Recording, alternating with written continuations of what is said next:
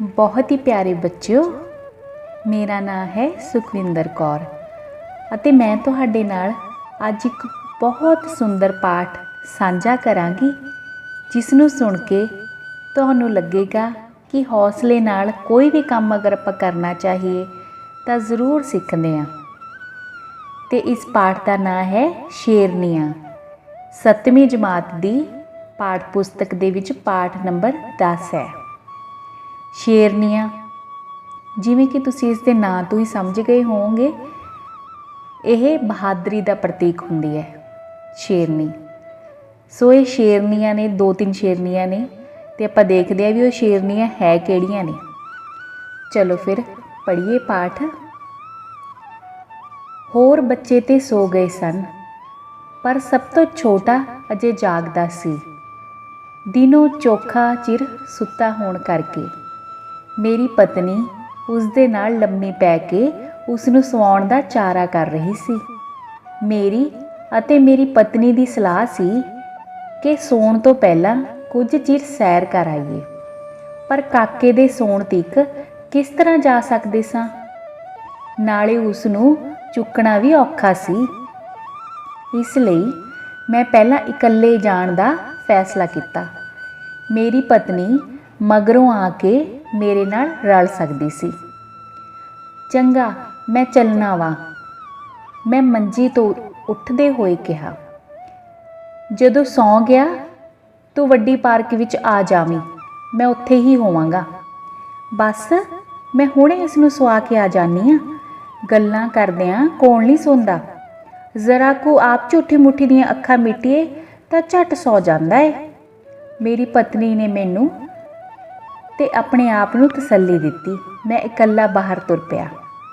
Model town ਦੀ ਸੜਕ ਦੇ ਦੋਹੀਂ ਪਾਸੇ ਮਕਾਨਾਂ ਵਿੱਚ ਬੱਤੀਆਂ ਜਗ ਰਹੀਆਂ ਸਨ। ਲੋਕ ਸੁੱਤੇ ਤੇ ਨਹੀਂ ਸਨ, ਪਰ ਸੌਣ ਵਾਲੇ ਜਾਪਦੇ ਸਨ। ਪਾਰਕ ਬਹੁਤ ਵੱਡੀ ਸੀ। ਹੇਠਾਂ ਸਾਫ਼ ਪੱਧਰੀ ਜ਼ਮੀਨ ਤੇ ਘਾਹ ਉਗਾਇਆ ਹੋਇਆ ਸੀ ਤੇ ਆਲੇ ਦੁਆਲੇ ਤਾਰ ਲੱਗੀ ਹੋਈ ਸੀ। ਲੰਘਣ ਲਈ ਵਿੱਚ ਕਿਤੇ ਕਿਤੇ ਖੱਪੇ ਛੱਡੇ ਹੋਏ ਸਨ। ਇੱਕ ਪਾਸੇ ਸੜਕ ਲੰਘਦੀ ਸੀ ਜਿਸ ਤੇ ਜਗ ਰਹੀਆਂ ਬੱਤੀਆਂ ਪਾਰਕ ਵਿੱਚ ਚਾਨਣ ਸੁੱਟਦੀਆਂ ਸਨ। ਇਸ ਤਰ੍ਹਾਂ ਪਾਰਕ ਵਿੱਚ ਇੰਨਾ ਕੁ ਚਾਨਣ ਸੀ ਜਿੰਨਾ 8 ਕੁ ਦਿਨਾਂ ਦੇ ਚੰਦ ਦਾ ਹੁੰਦਾ ਏ। ਤੇ ਸੜਕ ਦੇ ਕੰਢੇ ਉਤਲੇ ਦਰਖਤਾਂ ਦੇ ਲੰਮੇ ਪਰਛਾਵੇਂ ਪਾਰਕ ਵਿੱਚ ਡਿੱਗਦੇ ਸਨ ਤੇ ਕਈ ਥਾਵਾਂ ਤੇ ਹਨੇਰਾ ਕਰ ਰਹੇ ਸਨ। ਪਾਰਕ ਦੁਆਲੇ ਦੀ ਤਾਰ ਵਿਚਲੇ ਰਾਹਾਂ ਦਾ ਮੈਨੂੰ ਪਤਾ ਸੀ, ਪਰ ਇਸ ਵੇਲੇ ਰਾਹੋਂ ਲੰਘਣ ਦੀ ਥਾਂ ਮੇਰਾ ਤਾਰ ਟੱਪ ਕੇ ਜਾਣ ਨੂੰ ਜੀ ਕੀਤਾ। ਤਾਰ ਲੰਘ ਕੇ ਇੱਕ ਸਿਰਿਓਂ ਮੈਂ ਦੂਜੇ ਸਿਰੇ ਨੂੰ ਟੁਰ ਪਿਆ। ਪਾਰਕ ਵਿੱਚ ਇਸ ਵੇਲੇ ਮੇਰੇ ਬਿਨਾਂ ਕੋਈ ਨਹੀਂ ਸੀ। ਦੂਜੇ ਸਿਰੇ ਅੱਪੜ ਕੇ ਜਦ ਮੈਂ ਪਿਛਾਂਹ ਨੂੰ ਮੁੜਿਆ ਤਾਂ ਅਗਲੇ ਸਿਰੇ ਕੋਲ ਇੱਕ ਦਰਖਤ ਦੇ ਪਰਛਾਵੇਂ ਹੇਠ ਕੁਝ ਆਦਮੀ ਆ ਖਲੋਤੇ ਜਾਪਦੇ ਸਨ। ਕੁਝ ਨੇੜੇ ਆ ਕੇ ਮੈਨੂੰ ਦਿਸਿਆ ਕਿ ਉਹ 2 ਸਨ ਤੇ ਉਹਨਾਂ ਕੋਲ ਸਾਈਕਲ ਵੀ ਸੀ। ਹੈਂ, ਇਹ ਤੇ ਕੁੜੀਆਂ ਸਨ। ਦੁਪੱਟੇ ਹੇਠਾਂ ਲਮਕ ਰਹੇ ਸਨ। ਇਹ ਇਸ ਵੇਲੇ ਸਾਈਕਲ ਲੈ ਕੇ ਖੜੀਆਂ ਇੱਥੇ ਕੀ ਕਰ ਰਹੀਆਂ ਨੇ?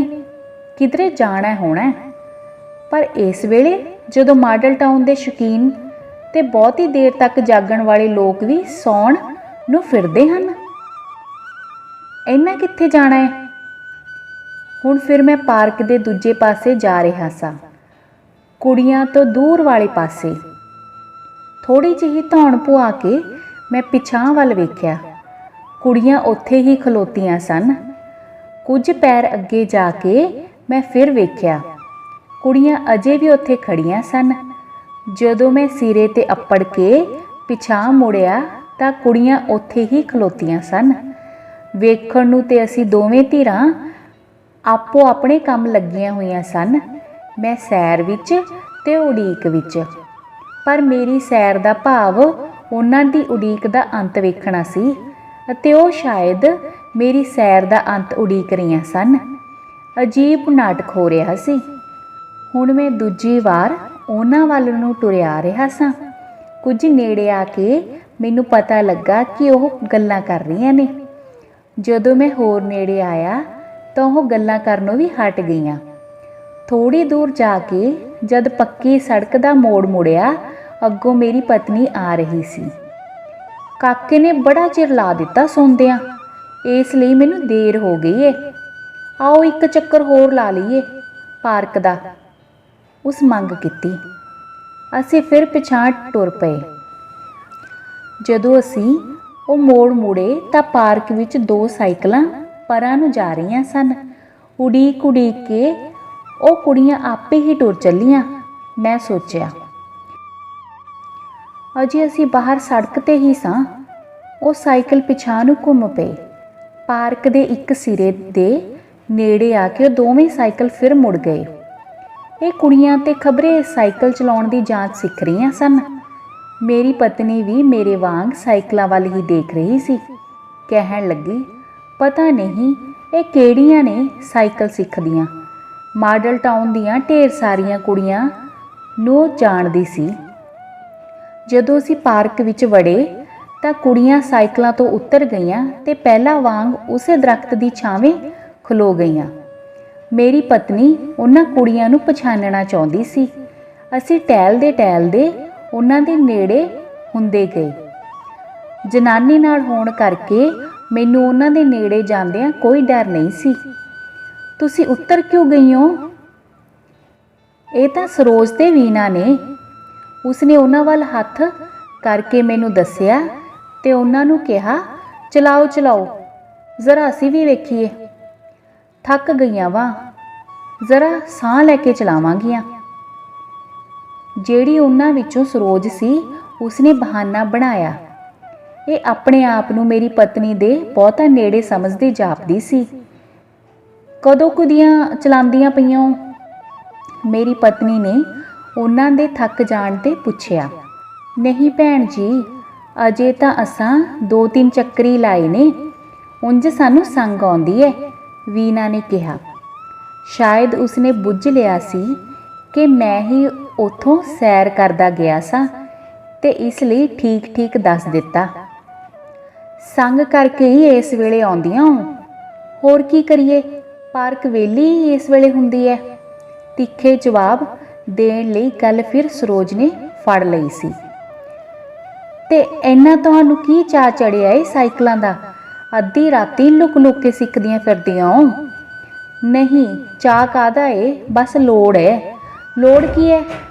ਹੁਣ ਸਾਈਕਲਾਂ ਤੇ ਪੜਾਉਣ ਜਾਇਆ ਕਰੋਗੀਆਂ? ਹਾਂ ਵੇਖ ਨਾ ਭੈਣ ਜੀ, ਵੀਨਾ ਫਿਰ ਸਮਝਾਉਣ ਲੱਗੀ। ਪਹਿਲਾਂ ਘਰੋਂ ਟੁਰ ਕੇ ਅੱਡੇ ਤੇ ਜਾਓ, ਫਿਰ ਬੱਸ ਤੋਂ ਉਤਰ ਕੇ ਟੁਰ ਕੇ ਪਿੰਡ ਅੱਪੜੋ। ਸੜਕ ਤੋਂ ਮੀਲ ਮੀਲ ਦੂਰ ਪਿੰਡ ਨੇ ਜਿੱਥੇ ਅਸੀਂ ਪੜ੍ਹਾਉਂਦੀਆਂ ਵਾਂ। ਇਹਦਾ ਤੇ 2 ਪੈਰ ਘੱਟ ਹੋਵੇਗਾ, ਪਰ ਮੇਰਾ ਤੇ ਪੂਰਾ ਮੀਲ ਹੈ। ਸਾਰਾ ਪਿੰਡ ਆ ਉਜਾੜ ਬੀਆਬਾਨ। ਦੱਸੋ ਭੈਣ ਜੀ, ਭਲਾ ਸਾਡਾ ਉੱਥੇ ਕੌਣ ਏ? ਸੱਚੀ ਇੰਨਾ ਡਰ ਆਉਂਦਾ ਏ, ਪਤਾ ਨਹੀਂ ਪਿੰਡ ਅੱਪੜ ਕਿਵੇਂ ਜਾਂਦੀਆਂ ਵਾ। ਹਾਂ, ਡਰ ਤੇ ਬਹੁਤ ਆਉਂਦਾ ਹੋਣਾ ਏ। ਮੇਰੀ ਪਤਨੀ ਨੇ ਪਿੰਡ ਦੀਆਂ ਜੂਹਾਂ ਵਿੱਚ ਜਵਾਨ ਕੁੜੀਆਂ ਇਕੱਲੀਆਂ ਫਿਰਦੀਆਂ ਦਾ ਨਕਸ਼ਾ ਅੱਖਾਂ ਅੱਗੇ ਕਰ ਲਿਆ ਅਤੇ ਕਿਹਾ, ਭੈਣ ਜੀ, ਡੰਡੀ ਦੇ ਨਾਲ ਕਦੀ ਕਪਾਹ, ਕਦੀ ਮਕਈ, ਕਦੀ ਕਮਾਦ ਤੇ ਕਦੀ ਬਾਜਰਾ। ਜਿੰਨਾ ਚਿਰ ਪੈਲੀ ਮੁੱਕ ਨਾ ਜਾਏ, ਉਤਲਾ ਸਾਹ ਉਤਾਂ ਤੇ ਹੇਠਲਾ ਹੇਠਾਂ ਹੀ ਹੁੰਦਾ ਏ। ਹੁਣ ਕਈ ਕੁੜੀਆਂ ਨੇ ਸਾਈਕਲ ਲੈ ਲਈ ਹਨ। ਆਂਦੀਆਂ ਨੇ ਸਾਈਕਲ ਤੇ ਡਰ ਘੱਟ ਆਉਂਦਾ ਏ, ਨਾਲੇ ਟੁਰਨ ਤੋਂ ਬਚ ਜਾਈਦਾ ਏ। ਬਸ ਸਾਈਕਲ ਚਲਾਉਂਦੇ ਚਲਾਉਂਦੇ ਝੱਟ ਬੰਦੇ ਕੋਲੋਂ ਲੰਘ ਜਾਓ। ਭਈ ਬੜਾ ਔਖਾ ਕੰਮ ਹੈ ਸਾਈਕਲ ਨਾਲ ਵੀ। ਤੁਸੀਂ ਤੇ ਸ਼ੇਰਨੀ ਹੋ। ਖੌਰੇ ਕਿੱਡਾ ਕੁ ਦਿਲ ਏ ਤੁਹਾਡਾ, ਲਿਆ ਖਾਂ ਭਲਾ ਵੇਖਾਂ। ਤੇ ਦਿਲ ਵੇਖਣ ਦੇ ਬਹਾਨੇ ਮੇਰੀ ਵਹੁਟੀ ਨੇ ਸਰੋਜ ਨੂੰ ਉਸਦੀ ਬਹਾਦਰੀ ਦੀ ਸ਼ਲਾਘਾ ਵਿੱਚ ਆਪਣੀ ਜੱਫੀ ਵਿੱਚ ਘੁੱਟ ਲਿਆ। ਸ਼ਲਾਘਾ ਦੇ ਨਾਲ ਇਹ ਵਿਦਾਇਗੀ ਵੀ ਸੀ। ਜਦੋਂ ਉਹਨਾਂ ਤੋਂ ਵੱਖ ਹੋ ਕੇ ਅਸੀਂ ਸੜਕ ਤੇ ਆਏ ਤਾਂ ਮੇਰੀ ਪਤਨੀ ਨੇ ਕਿਹਾ, ਇਹ ਦੋਵੇਂ ਮਾਸਟਰਨੀਆਂ ਨੇ। ਇੱਥੇ ਸ਼ਹਿਰ ਵਿੱਚ ਕਿਸੇ ਸਕੂਲ ਜਗ੍ਹਾ ਨਹੀਂ ਮਿਲੀ, ਪਿੰਡਾਂ ਵਿੱਚ ਨੌਕਰੀਆਂ ਮਿਲ ਜਾਂਦੀਆਂ ਨੇ। ਹੁਣ ਇਹ ਉੱਥੇ ਪੜ੍ਹਾਉਣ ਜਾਂਦੀਆਂ ਨੇ। ਬੜੀਆਂ ਬਹਾਦਰ ਨੇ ਕੁੜੀਆਂ। ਮੈਨੂੰ ਤੇ ਸ਼ਹਿਰੋਂ ਬਾਹਰ ਪੱਕੀ ਸੜਕ ਤੇ ਵੀ ਡਰ ਆਉਣ ਲੱਗਦਾ। ਉਸਨੇ ਫਿਰ ਸ਼ਲਾਘਾ ਕੀਤੀ। ਉਸਦੀ ਸ਼ਲਾਘਾ ਸਾਹਮਣੇ ਮੇਰੀ ਸ਼ਰਮਿੰਦਗੀ ਹੋਰ ਵੱਧ ਗਈ। ਆਪਣੇ ਆਪ ਨੂੰ ਹੌਲਾ ਕਰਨ ਲਈ ਮੈਂ ਕਿਹਾ, ਅੱਗੇ ਜਦੋਂ ਮੈਂ ਆਇਆ ਤਾਂ ਇਹ ਇਸੇ ਤਰ੍ਹਾਂ ਦਰਖਤ ਹੇਠ ਲੁੱਕ ਕੇ ਖਲੋਤੀਆਂ ਸਨ। ਮੈਂ ਤੇ ਕੁਝ ਹੋਰ ਹੀ ਸਮਝਿਆ। ਚੰਗਾ ਹੋਇਆ ਅਸੀਂ ਫਿਰ ਆ ਗਏ। ਕੰਮ ਕਰਨ ਵਾਲੀਆਂ ਕੁੜੀਆਂ ਤੇ ਬੜੀਆਂ ਤੌਮਤਾਂ ਲੱਗਦੀਆਂ ਨੇ, ਮੇਰੀ ਪਤਨੀ ਨੇ ਖਿੱਚ ਕੇ ਕਿਹਾ। ਹਰ ਇੱਕ ਨੂੰ ਭੁਲੇਖਾ ਪੈ ਜਾਂਦਾ ਹੈ। ਮੈਂ ਤੁਹਾਨੂੰ ਇੱਕ ਬੜੀ ਸਵਾਦਲੀ ਗੱਲ ਦੱਸਣੀ ਆ। ਇੱਕ ਵਾਰੀ ਮੈਂ ਤੇ ਮੇਰੀ ਭੈਣ ਫਿਰੋਜ਼ਪੁਰ ਆਪਣੇ ਘਰ ਅੱਗੇ ਸਵੇਰੇ ਘੁਸਮੁਸੇ ਜਿਹੇ ਫਿਰ ਰਹੀਆਂ ਸਾਂ। ਸਾਹਮਣਿਓਂ ਕਾਲੀ ਕਾਲੀ ਟੁਰਦੀ ਇੱਕ ਕੁੜੀ ਆਈ। ਕਦੀ ਉਹ ਦੋ ਕੁ ਪੈਰ ਭੱਜ ਵੀ ਲੈਂਦੀ ਤੇ ਫਿਰ ਕਾਲੀ ਕਾਲੀ ਟੁਰਨ ਲੱਗ ਪੈਂਦੀ। ਜਦੋਂ ਸਾਡੇ ਨੇੜੇ ਆਈ ਦਾ ਮੂੰਹ ਦਿਸਿਆ ਤਾਂ ਘਬਰਾਈ ਹੋਈ ਵੀ ਡਾਢੀ ਜਾਪੀ। ਅਸੀਂ ਬੜੀਆਂ ਹੈਰਾਨ ਹੋਈਆਂ। ਸੈਰ ਕਰਨ ਵਾਲੀਆਂ ਕੁੜੀਆਂ ਤੇ ਇਸ ਤਰ੍ਹਾਂ ਨਹੀਂ ਭੱਜਦੀਆਂ, ਨਾ ਹੀ ਉਧਰ ਸਟੇਸ਼ਨ ਜਾਂ ਮੋਟਰਾਂ ਦਾ ਕੋਈ ਅੱਡਾ ਸੀ। ਭਲਾ ਕਿੱਥੇ ਜਾਂਦੀ ਹੈ? ਇਹ ਜਾਣਨ ਲਈ ਅਸੀਂ ਵੀ ਉਹਦੇ ਪਿੱਛੇ ਤੁਰ ਪਈਆਂ। ਉਹ ਅੱਗੇ ਅੱਗੇ ਤੇ ਅਸੀਂ ਮਗਰ ਮਗਰ। ਉਹ ਟੈਲੀਫੋਨ ਐਕਸਚੇਂਜ ਨੂੰ ਮੁੜ ਪਈ। ਅਸੀਂ ਸਮਝ ਲਿਆ ਕਿ ਉਹ ਟੈਲੀਫੋਨ ਆਪਰੇਟਰ ਸੀ ਤੇ ਉਸ ਨੂੰ ਕੇਵਲ ਡਿਊਟੀ ਨੂੰ ਦੇਰ ਹੋ ਗਈ ਸੀ। ਅਸੀਂ ਸੜਕ ਤੇ ਖੜੀਆਂ ਉਸ ਵੱਲ ਵੇਖਦੀਆਂ ਰਹੀਆਂ। ਅੰਦਰ ਜਾ ਕੇ ਉਹ ਆਪਣੀ ਕੁਰਸੀ ਉੱਤੇ ਬੈਠ ਗਈ ਅਤੇ ਅਸੀਂ ਸ਼ਰਮਿੰਦੀਆਂ ਹੁੰਦੀਆਂ ਪਿਛਾਂਹ ਨੂੰ ਮੁੜ ਆਈਆਂ। ਸੋ ਬੱਚਿਓ, ਇਹ ਸੀ ਪਾਠ ਕਹਾਣੀ ਸ਼ੇਰਨੀਆਂ। ਬਹੁਤ ਸੁੰਦਰ ਪਾਠ, ਬਹੁਤ ਸੋਹਣਾ। ਤੇ ਹੁਣ ਆਪਾਂ ਇਸ ਦੇ ਨਾਲ ਮਿਲਦੇ ਜੁਲਦੇ ਪ੍ਰਸ਼ਨ ਉੱਤਰ ਤੁਹਾਡੇ ਨਾਲ ਸਾਂਝੇ ਕਰਾਂਗੇ। ਆਪਾਂ ਦੇਖਦੇ ਹਾਂ ਵੀ ਇਹ ਪਾਠ ਤੁਹਾਨੂੰ ਕਿੰਨਾ ਕੁ ਸਮਝ ਆਇਆ। ਜਦੋਂ ਤੱਕ ਮੈਂ ਉੱਤਰ ਦੱਸਾਂਗੀ ਤੇ ਤੁਸੀਂ ਇਸ ਦੇ ਉੱਤਰ ਆਪਣੇ ਦਿਲ ਦੇ ਵਿੱਚ ਸੋਚ ਲੈਣੇ ਨੇ ਤੇ ਮੈਨੂੰ ਪਤਾ ਹੈ ਵੀ ਤੁਹਾਡੇ ਸਾਰੇ ਉੱਤਰ ਸਹੀ ਵੀ ਹੋਣਗੇ। ਚਲੋ ਫਿਰ ਪਹਿਲਾ ਉੱਤਰ ਦੱਸੋ। ਲੇਖਕ ਨੇ ਇਕੱਲਿਆਂ ਸੈਰ ਕਰਨ ਜਾਣ ਦਾ ਫੈਸਲਾ ਕਿਉਂ ਕੀਤਾ ਸੀ? ਹਾਂਜੀ, ਬਿਲਕੁਲ ਤੁਹਾਨੂੰ ਸਮਝ ਆ ਗਈ। ਕਿਉਂਕਿ ਉਹਨਾਂ ਦਾ ਜੋ ਲੜਕਾ ਸੀ, ਛੋਟਾ ਕਾਕਾ ਸੀ, ਉਹ ਸੁੱਤਾ ਨਹੀਂ ਸੀ ਤੇ ਉਸ ਨੂੰ ਚੱਕ ਕੇ ਸੈਰ ਕਰਨੀ ਵੀ ਔਖੀ ਸੀ, ਕਿਉਂਕਿ ਬੱਚੇ ਨੂੰ ਚੱਕ ਕੇ ਲਗਾਤਾਰ ਸੈਰ ਕਰਨੀ ਸੰਭਵ ਨਹੀਂ ਹੁੰਦੀ। ਸੋ ਲੇਖਕ ਨੇ ਸੋਚਿਆ ਕਿ ਮੈਂ ਜਾਣਾ ਏ ਤੇ ਉਸ ਦੀ ਪਤਨੀ ਨੇ ਸੋਚਿਆ ਵੀ ਉਹ ਝੂਠੀ ਮੁੱਠੀ ਅੱਖਾਂ ਮੀਚ ਕੇ ਉਸ ਦੇ ਨਾਲ ਪੈ ਜਾਏਗੀ ਤੇ ਉਸ ਨੂੰ ਲੱਗੇਗਾ ਕਿ ਉਹ ਵੀ ਸੋ ਗਈ ਹੈ, ਇਸ ਦੇ ਨਾਲ ਕਾਕਾ ਵੀ ਸੌ ਜਾਏਗਾ ਤੇ ਦੂਜੇ ਬੱਚੇ ਸੋ ਗਏ ਸੀਗੇ। ਫਿਰ ਇਸ ਕਰਕੇ ਲੇਖਕ ਨੇ ਕਿਹਾ ਵੀ ਮੈਂ ਇਕੱਲਾ ਜਾਣਾ ਹੈ ਵੱਡੇ ਪਾਰਕ ਦੇ ਵਿੱਚ ਤੇ ਮੇਰੀ ਪਤਨੀ ਬਾਅਦ ਦੇ ਵਿੱਚ ਆ ਜਾਏਗੀ। ਅਗਲਾ ਪ੍ਰਸ਼ਨ, ਪਾਠ ਵਿੱਚ ਦਰਸਾਏ ਸੈਰ ਕਰਨ ਵਾਲੇ ਪਾਰਕ ਦਾ ਵਰਣਨ ਕਰੋ। ਹਾਂਜੀ, ਸੋਚੋ ਕਿਹੋ ਜਿਹਾ ਸੀ ਪਾਰਕ?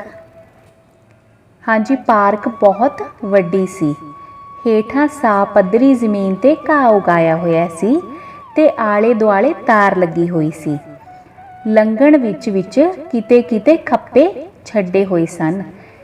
ਇੱਕ ਪਾਸੇ ਸੜਕ ਲੰਘਦੀ ਸੀ ਜਿਸ ਜਗ੍ਹਾ ਤੇ ਜਗ ਰਹੀਆਂ ਬੱਤੀਆਂ ਪਾਰਕ ਵਿੱਚ ਚਾਨਣ ਸੁੱਟਦੀਆਂ ਸਨ। ਇਸ ਤਰ੍ਹਾਂ ਪਾਰਕ ਵਿੱਚ ਇੰਨਾ ਕੁ ਚਾਨਣ ਸੀ ਜਿੰਨਾ 8 ਕੁ ਦਿਨਾਂ ਦਾ ਚੰਦ ਦਾ ਹੁੰਦਾ ਹੈ ਤੇ ਸੜਕ ਦੇ ਕੰਢੇ ਉਤਲੇ ਦਰਖਤਾਂ ਦੇ ਲੰਮੇ ਲੰਮੇ ਪਰਛਾਵੇਂ ਪਾਰਕ ਵਿੱਚ ਡਿੱਗਦੇ ਸਨ ਤੇ ਕਈ ਥਾਵਾਂ ਤੇ ਹਨੇਰਾ ਕਰ ਰਹੇ ਸਨ। ਹਾਂਜੀ, ਅਗਲਾ ਪ੍ਰਸ਼ਨ, ਕੁੜੀਆਂ ਪਾਰਕ ਵਿੱਚ ਰਾਤ ਵੇਲੇ ਸਾਈਕਲ ਚਲਾਉਣਾ ਕਿਉਂ ਸਿੱਖ ਰਹੀਆਂ ਸਨ? ਇਸ ਦਾ ਉੱਤਰ ਹੈ ਕਿਉਂਕਿ ਕੁੜੀਆਂ ਮਾਸਟਰਨੀਆਂ ਲੱਗੀਆਂ ਹੋਈਆਂ ਸਨ, ਸਕੂਲ ਦੇ ਵਿੱਚ ਪੜ੍ਹਾਉਂਦੀਆਂ ਸਨ। ਸ਼ਹਿਰ ਦੇ ਵਿੱਚ ਕੋਈ ਜਗ੍ਹਾ ਖਾਲੀ ਨਹੀਂ ਸੀ, ਇਸ ਕਰਕੇ ਉਹਨਾਂ ਨੂੰ ਦੂਰ ਪਿੰਡ ਵਿੱਚ ਪੜ੍ਹਾਉਣਾ ਪੈਂਦਾ ਸੀ ਅਤੇ ਉਹਨਾਂ ਨੂੰ ਤੁਰ ਕੇ ਜਾਣਾ ਪੈਂਦਾ ਸੀ। ਉਜਾੜ ਥਾਂ ਸੀ, ਉਹਨਾਂ ਨੂੰ ਤੁਰਨ ਲੱਗੇ ਵੀ ਭੈ ਆਉਂਦਾ ਸੀ। ਤੇ ਜਿਵੇਂ ਸਾਈਕਲ ਆਮ ਹੋ ਗਏ ਸਨ ਤਾਂ ਉਹਨਾਂ ਨੇ ਸੋਚਿਆ ਵੀ ਅਸੀਂ ਸਾਈਕਲ ਚਲਾ ਲਾਂਗੇ ਤੇ ਸਾਈਕਲ ਤੇ ਪਤਾ ਵੀ ਨਹੀਂ ਲੱਗਦਾ ਹੈਗਾ ਵਕਤ ਕਦੋਂ ਗੁਜ਼ਰ ਜਾਂਦਾ ਹੈ ਤੇ ਤੁਰਨ ਦੀ ਵੀ ਕੋਈ ਜ਼ਰੂਰਤ ਨਹੀਂ। ਇਸ ਤਰ੍ਹਾਂ ਉਹਦਾ ਰਸਤਾ ਹੈ ਜਿਹੜਾ ਨੌਕਰੀ ਦਾ ਉਹ ਵੀ ਆਸਾਨ ਹੋ ਜਾਵੇਗਾ। ਇਸ ਕਹਾਣੀ ਵਿੱਚ ਲੜਕੀਆਂ ਨੂੰ ਸ਼ੇਰਨੀਆਂ ਕਿਉਂ ਕਿਹਾ ਗਿਆ ਹੈ? ਬੱਚਿਓ, ਇਹ ਉਹ ਸਮੇਂ ਦੀ ਗੱਲ ਹੈ ਜਦੋਂ ਸਿਰਫ ਨੌਕਰੀ ਲੜਕੇ ਹੀ ਕਰਦੇ ਸਨ। ਲੜਕੀਆਂ ਹਿੰਮਤ ਕਰਕੇ ਜਾਂਦੀਆਂ ਸਨ। ਦੇਖੋ ਲੜਕੀਆਂ ਨੂੰ ਕਿੰਨੀ ਪਰੇਸ਼ਾਨੀ ਆਉਂਦੀ ਸੀ ਵੀ ਤੁਰ ਕੇ ਜਾਂਦੀਆਂ ਸਨ ਜਿੰਨੀ ਦੂਰ। ਆਮ ਜਿਵੇਂ ਲੇਖਕ ਦੀ ਪਤਨੀ ਨੇ ਵੀ ਕਿਹਾ ਸੀ ਵੀ ਉਹ ਥੋੜ੍ਹੀ ਦੂਰ ਸੜਕ 'ਤੇ ਬਾਹਰ ਵੀ ਨਹੀਂ ਜਾ ਸਕਦੀ ਇਕੱਲੀ, ਪਰ ਉਹ ਇਕੱਲੀ ਕਿੰਨੀ ਦੂਰ ਜਾਂਦੀਆਂ ਸਨ, ਤੁਰ ਕੇ ਜਾਂਦੀਆਂ ਸਨ। ਉਜਾੜ ਸੀ ਜਿੱਥੇ ਕੋਈ ਵੀ ਨਹੀਂ ਸੀ ਤੇ ਉਹ ਇੰਨੀ ਹਿੰਮਤ ਕਰਦੀਆਂ ਸਨ ਵੀ ਉਹ ਜਾ ਸਕਦੀਆਂ ਸਨ। ਰਾਤ ਨੂੰ मतलब लोगों तो डरदियां वो साइकिल सीखदियां सन, क्योंकि समय बहुत अलग सी। पर फिर भी उन्होंने हिम्मत नहीं हारी, सगों अपने जिन्ने भी वो सीगे मतलब डर सी भै सी उन्होंने दूर करके वो साइकिल चलाउणा सीख रही सन ते शेरनियां की तरह हर एक मुसीबत का सामना कर रही सन। बहादुर सन। मतलब लेखक की पत्नी नाल फिरोजपुर विखे किहड़ी घटना वापरी सी। लेखक की पत्नी ने दसिया कि एक बार वो ते उसकी भैन फिरोजपुर अपने घर अगे सवेरे घुसमुसे जिहे फिर रही सा। सामने वो काली काली टुरदी एक कुड़ी आई। कदी वो 2 कू पैर भज के अगे लग जाती, फिर काली काली टुरन लग पैंदी। जदों वो नेड़े आई तो घबराई हुई जापदी सी। वो बहुत हैरान होईयां सन ते भी ये कुड़ी सैर करदी नहीं सी लगदी, ते ना ही कोई स्टेशन सी नेड़े तेड़े, ते ना ही कोई बस अड्डा सी। उन्होंने सोचा भी भला ये कित्थे जांदी होएगी, तो उन्होंने देखा भी वो टैलीफोन एक्सचेंज नूं मुड़ी सी ते अगे जाके वो अपनी कुर्सी दे अंदर बैठी सी। तो लेखक नूं ते उसकी पत्नी नूं बहुत शर्मिंदगी हुई भी यह तां कुड़ी काम करदी है ते उहनूं कुछ होर ही समझ रही सन। सो बच्चों, ये सन इन्हां दे प्रश्न उत्तर, ते अगे जाके आपां करांगे औखे शब्दां दे अर्थ, क्योंकि कई शब्द इस जे आए सन जिहड़े तुहानूं मतलब उपबोलियां कारण नहीं समझ आए होणगे, ते आपां उन्हां नूं दसदे हां।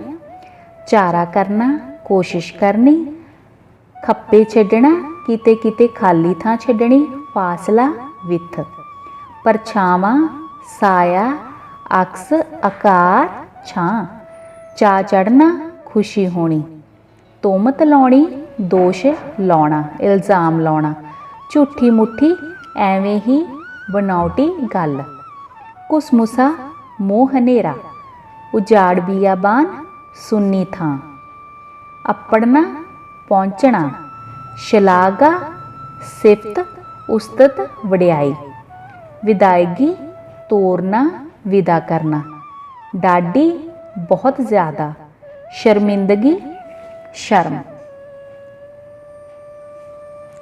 सो बच्चों, ये सन इसके औखे शब्दों के अर्थ। उम्मीद है तुहानूं सारा पाठ बहुत चंगी तरह समझ आया होएगा। धन्यवाद।